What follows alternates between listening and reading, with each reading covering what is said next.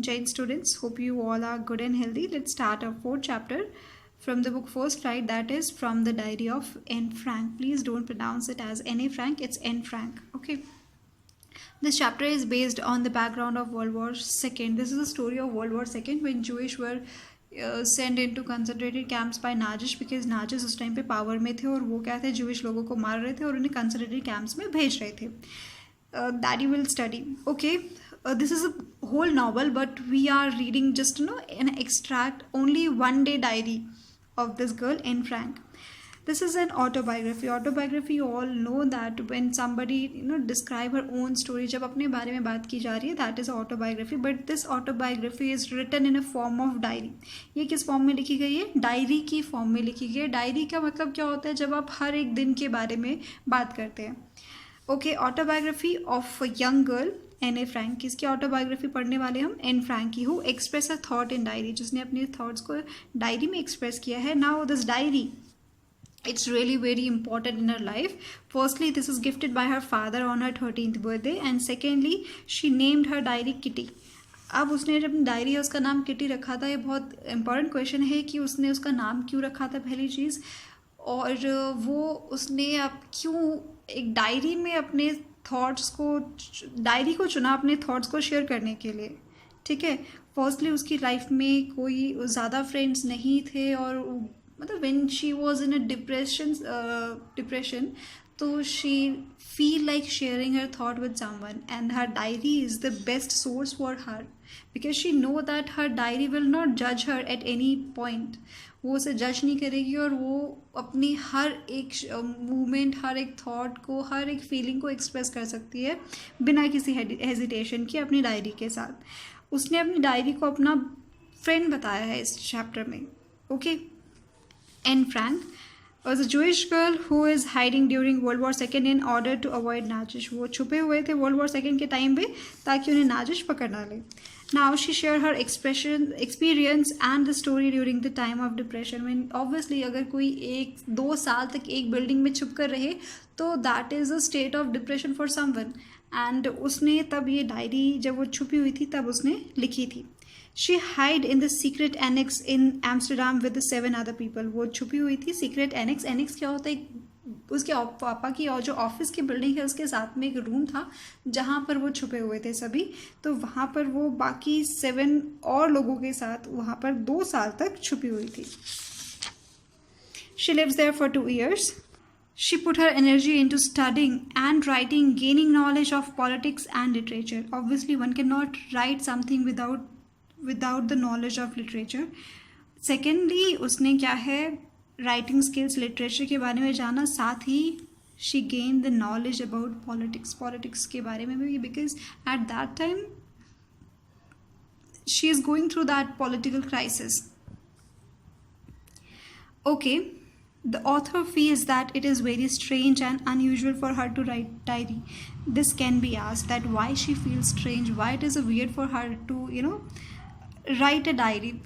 Firstly, because she was in confusion that nobody will be interested in reading a diary of a young girl. It's very important कि एक young girl की बारे में उसकी autobiography या और उसके द्वारा कुछ भी लिखे हुए कि में कोई पढ़ने में इंटरेस्टेड नहीं होगा.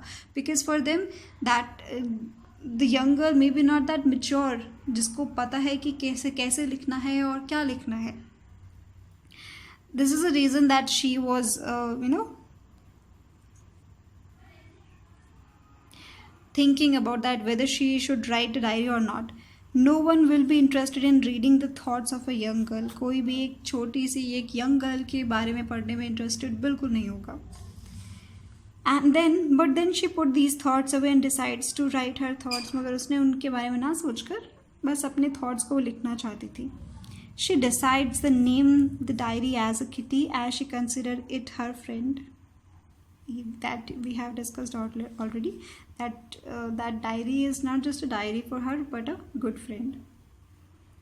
The writer feels that the paper has more patience and capacity to observe thoughts rather than people. This is very important, and a question can be asked on this कि उसने ऐसा क्यों कहा कि पेपर में ज़्यादा पेशेंस है लोगों के बजाय.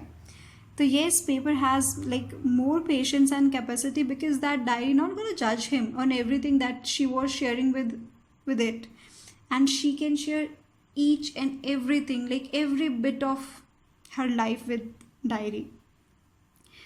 तो वहाँ पर जिस डायरी के साथ वो अपना हर एक एक्सपीरियंस शेयर कर सकती है बिना इस झिझक के कि वो उसे जज करेगी, या फिर कुछ भी कितना भी शेयर कर सकती है अपनी डायरी के साथ. As one can not share everything with friends. कुछ बातें होती हैं जो हम अपने फ्रेंड्स से भी शेयर नहीं कर सकते, अपने पेरेंट्स से भी शेयर नहीं कर सकते.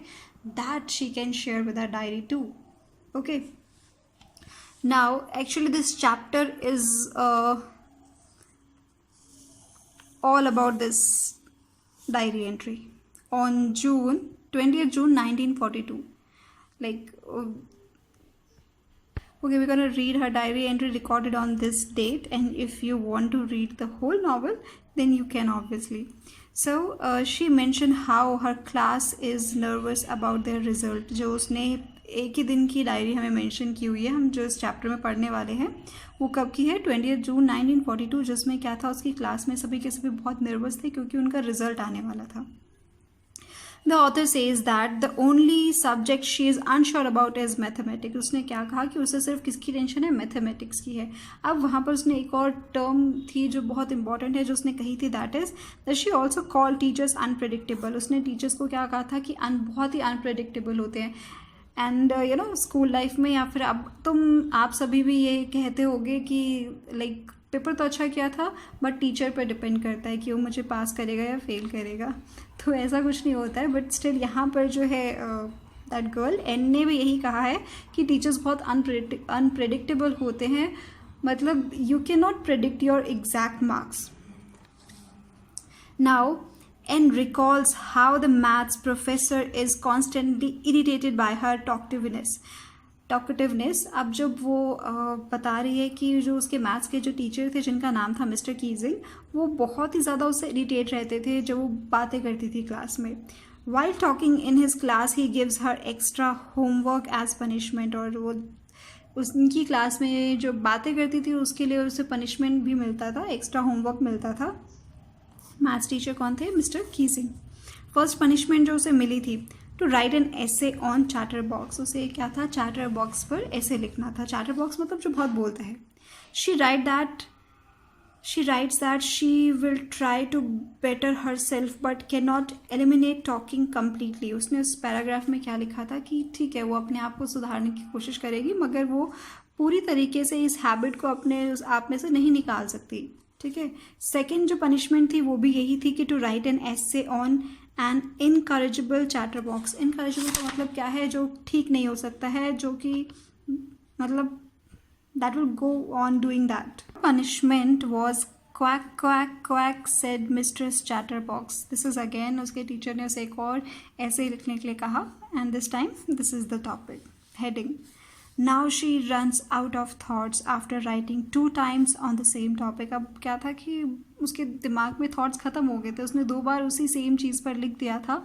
And yes she also gives one justification for this reason that she said कि this talkativeness is what she has inherited from her mother.